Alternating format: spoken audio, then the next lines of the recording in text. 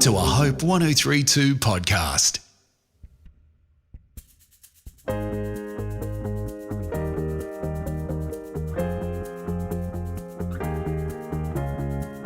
Hello, I'm Collett Smart. I'm a psychologist and a teacher, and this season I am the host of Raising Teens. I'm a parent, and I know that raising a teenager can be an amazing journey, but there are certainly times when you feel so lonely and so confused. So don't worry, I'm not going to move away from the topics that I know you want to hear about. I'm now going to be joined by experts whose work I love. And together, we're going to chat about some of the most common questions that I get asked about raising teenagers in my own work. We'll have a bit of fun, and you will also get loads of support so that you can get on with the job that you do best. That is connecting with, supporting, and loving your teen.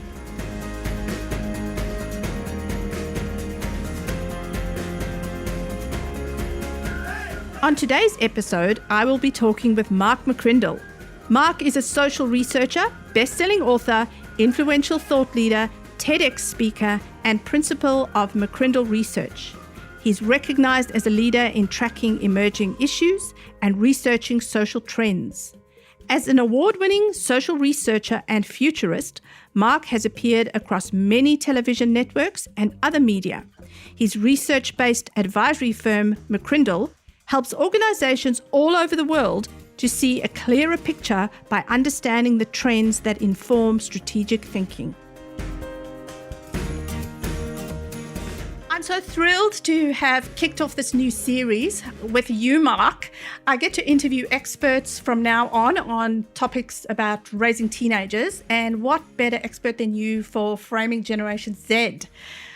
So welcome to the show, Mark. Thanks, Collett. Great to be with you. So, Mark, I have this memory. When I was working as a school psychologist, I remember the very first time I heard you speak.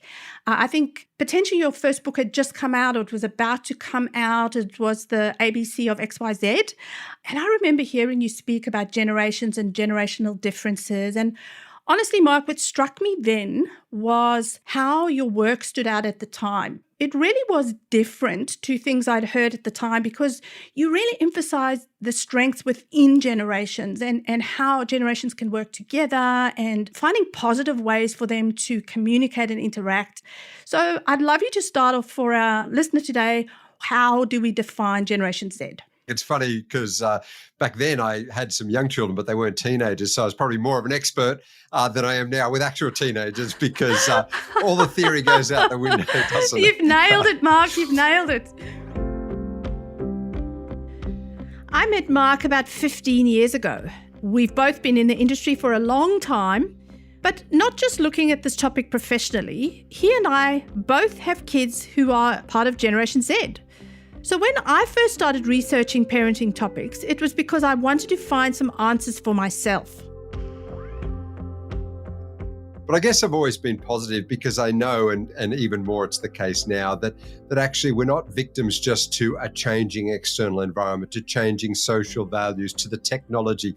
Because as parents, as adults, we actually can take charge of our context, of our families.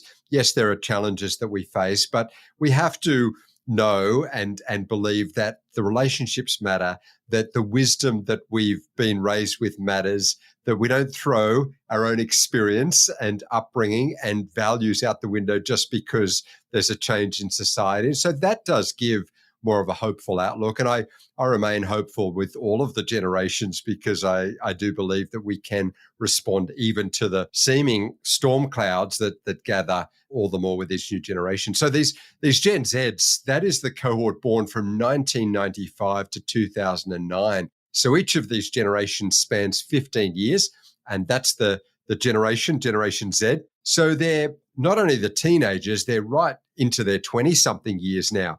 And it's been great to have watched this cohort of Generation Z grow from way back then when they were youngsters to now really emerging as leaders and citizens in our society, and really shape the culture, not just be the young children being shaped by it. So, of course, I'm going to have to ask you about the stereotypes, because the stereotypes exist, particularly for I think we've always said it, but particularly for this generation, the Gen Zs, we always talk about them being lazy and never getting off their phones. And there's all manner of negative terms that we use for Generation Z.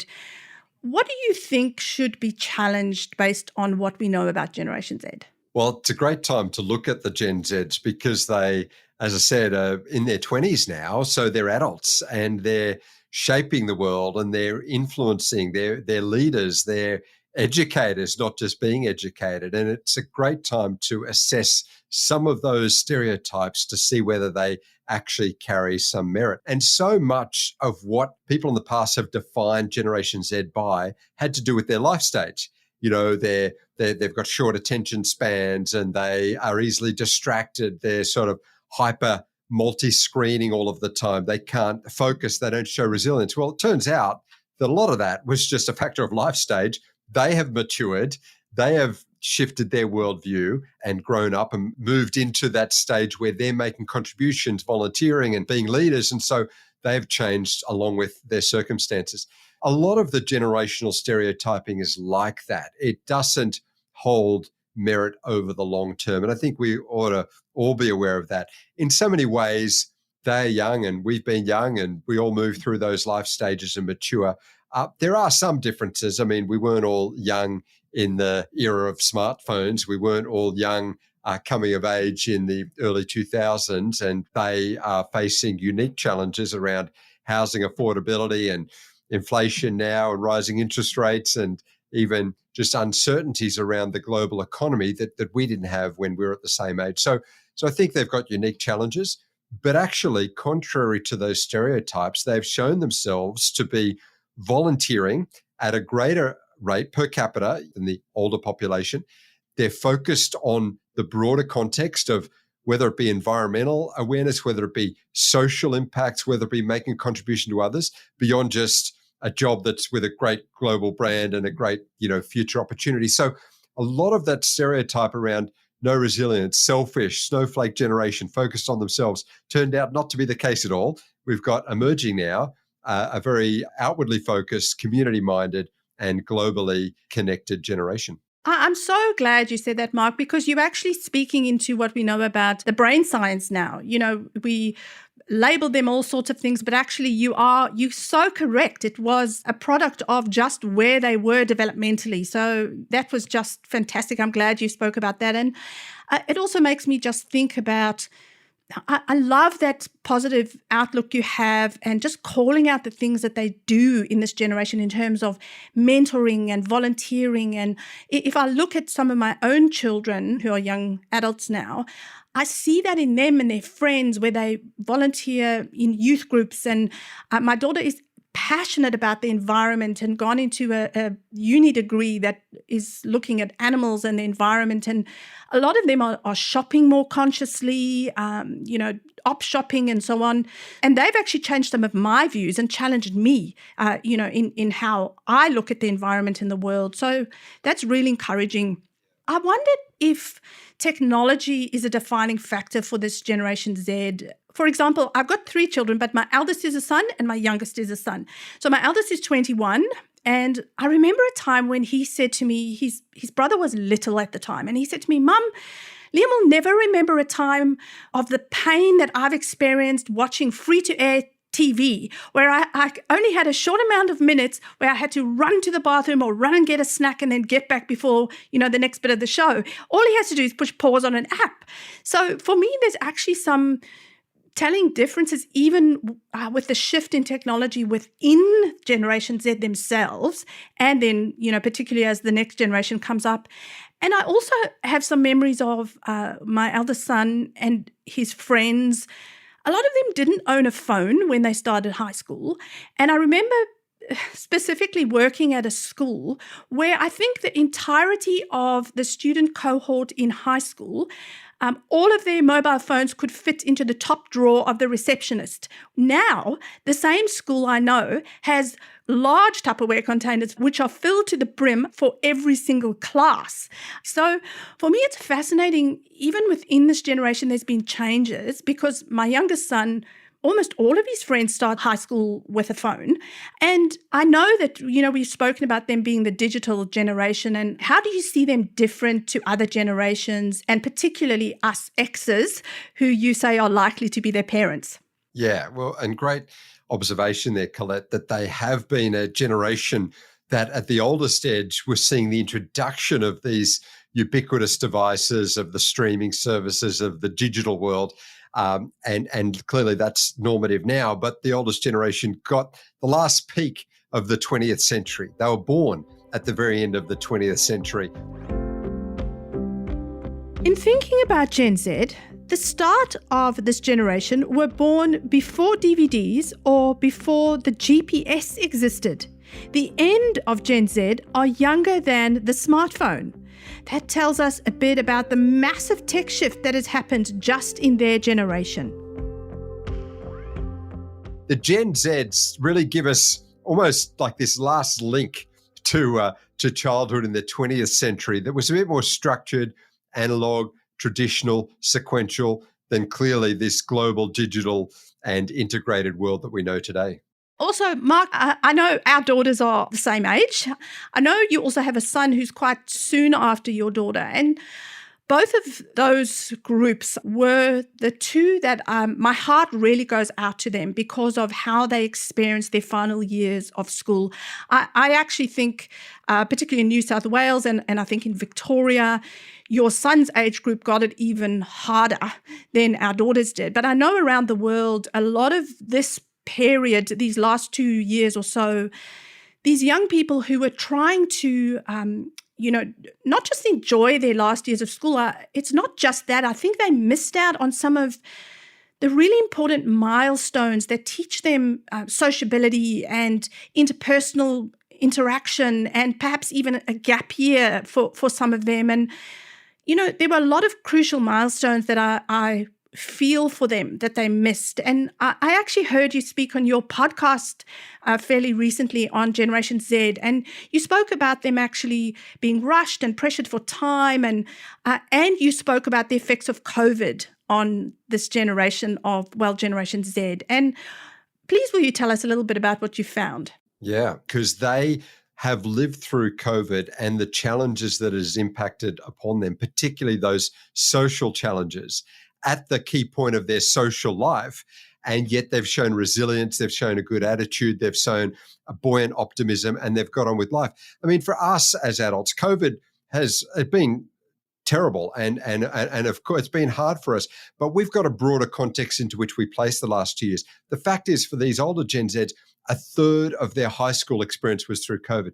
For some of them, they're now in the final year of their 3-year degrees and they've never been on campus. Absolutely. Just to highlight that, my son, who's very social, almost decided if at the beginning of this year he couldn't have face-to-face classes, he was going to take another break from uni. So, yep, you highlighted that. Exactly. They missed out on 18th or 21st. Yes. They missed out on school formals or graduations. They missed out on a lot of those coming-of-age markers that we take for granted. They missed, some of them, saying farewell to their grandparents, or they didn't get to go overseas. They haven't been able to see some of their cousins or relatives. So much challenge that we take for granted in that coming-of-age life stage, that transition from dependency as a teenager to independence as a young adult, they didn't have. And yet, despite that, they have not let that stop them. They're studying, they're working, they're paying the bills. The other very admirable thing I find with this generation is, as tough as all of that has been, they've got on with life without complaint, and in a pretty tough economic circumstance. Cost of living pressures rising, housing affordability seeming out of reach, and yet they're holding down jobs. They're actually financially conservative. They're saving money. They recognize that if they need to one day have a home or pay their own way, they're going to need to curtail some of that spending. And so a lot of them had plans for a gap year and overseas travel and experience this or that. They've said, you know what, there's 3 or 4 or 5,000 I saved up. That's going to go towards this financial future, or paying my way, or a home deposit. And good on them, because they are aware of the uncertainties ahead. They're getting on with life, and they're out adulting a lot of adults that I know, and well done to them. Obviously, COVID has changed a lot of people's plans. But as a futurist, Mark highlights some of our past, and he looks at what society is doing now. and then predicts what the world might be like for Gen Z. Yeah, we've just finished a study of 1,000 of these Gen Zs aged 16 to 24. So this is the age group now in their final years of school or through their tertiary studies. And it was fascinating to hear, firstly, that we asked them, what are your job aspirations? You're looking for a job. Do you think you'll have a side hustle? Do you think you'll maybe start your own thing? Amazingly to me, 86% said that they'll either run their own business as the main thing or be an independent employer in some way, or they'll have a side sort of gig economy type hustle. Only 14% said they see their future as an employee. In other words, they're entrepreneurial. They'll either have as their main thing, or at least a significant thing in their life, some enterprise that they're running themselves. Not only that, when we ask them what sort of job they're looking for or career they want to work in, what's driving your choices there, their top 5 things, it's not about earnings or job security as much as it was about a place where they can make a difference, an organization that has values with which they can resonate, a career where they have clear purpose and meaning, a job workplace where there's community and connection and flexibility for that role. And if we think about that, they are, I think, some very high and positive values around which to build a career where it's about impact, purpose, meaning, values, and community beyond just, which job is going to pay the most. So I just find some fantastic priorities there. And I think if that's what they're bringing to a career, they'll make a big impact. They'll be community-minded. They'll be great leaders. They'll be focused on others and making a difference for those around them.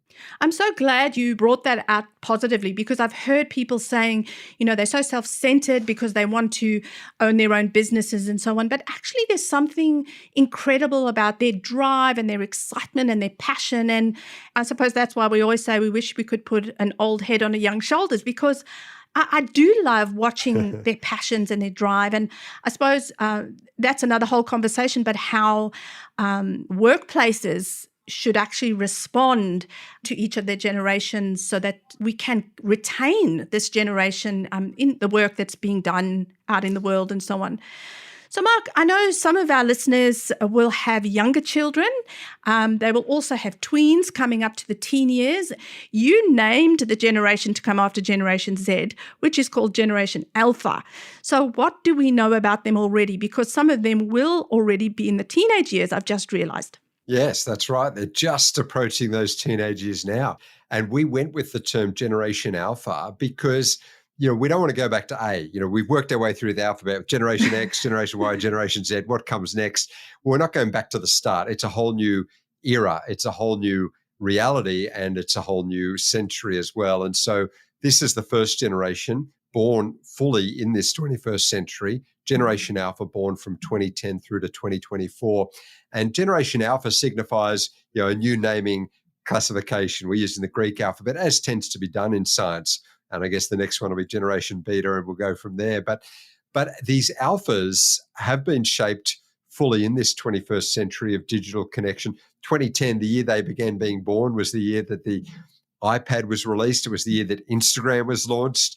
Word of the year was the word app in that year, which tells us a lot about their world. So they're fully digital 21st century in mindset. And that's why when we look at parenting, and we've written about it, I know you discuss and guide parents and written a lot on it too, Collett, managing the technology in the lives of the Gen Alpha is just so much of a challenge and so much more than what we had with the Generation Z. So that's a big focus for the youngsters of today. Yeah. I think I have heart, though, particularly as you're talking about our Generation Zs, and us as Xs, we will have some alpha children.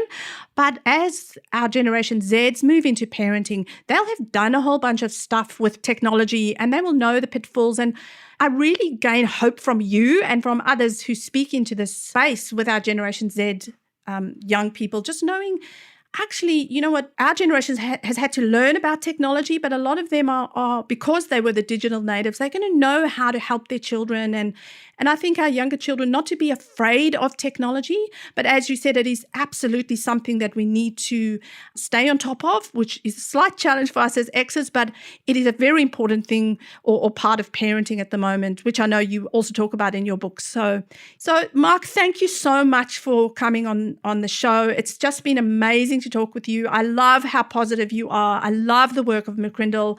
Thank you for just encouraging us in our generations. And I think a lot of parents today are going to just take so much hope from what you brought us today about Generation Z. Oh, it's great to be with you, Collett. Thank you. That was an incredible start to the series. I loved how Mark looks at Gen Z from such a hopeful perspective. They're not just the selfish snowflake generation. He spoke about how they're more likely to seek purpose and look outside of themselves. They care about people around them, and they want to make a difference to the environment. If you would like to know more about Mark's work or find his books on the generations, you can find him at mccrindle.com.au. You can also find me or leave a question for a future episode at raisingteenagers.com.au or via the Raising Teens page at hopepodcast.com.au. And please subscribe and review wherever you listen to your podcasts. I'd love to see you next episode, and in the meantime, keep parenting with your teen's future adult in mind.